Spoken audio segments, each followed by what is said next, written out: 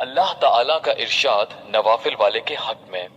हक ताला शानहू इरशाद फरमाते हैं, जो शख्स मेरे किसी वली से दुश्मनी करता है, मेरी तरफ से उसको लड़ाई का ऐलान है।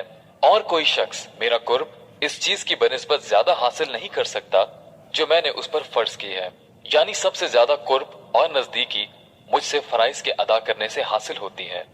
और नवाफिल की वजह से बंदा मुझसे करीब होता रहता है, यहाँ तक कि मैं उसको अपना महबूब बना लेता हूँ। तो फिर मैं उसका कान बन जाता हूँ जिससे सुने, और उसकी आंख बन जाता हूँ जिससे वो देखे, और उसका हाथ बन जाता हूँ जिससे वो किसी चीज को पकड़े, और उसका पांव बन जाता हूँ जिससे वो चले।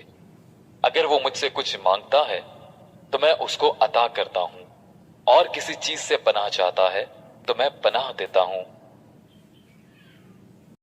फायदा, आंख कान बन जाने का मतलब ये है कि उसका देखना, सुनना, चलना फिरना सब मेरी खुशी के ताबे बन जाता है, और कोई बात भी मेरी खिलाफे मर्जी नहीं होती।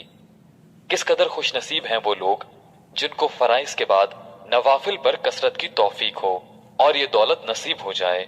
अल्लाह ताला शानहू अपने फजल से मुझे और मेरे दोस्तों को भी नसीब फरमाए।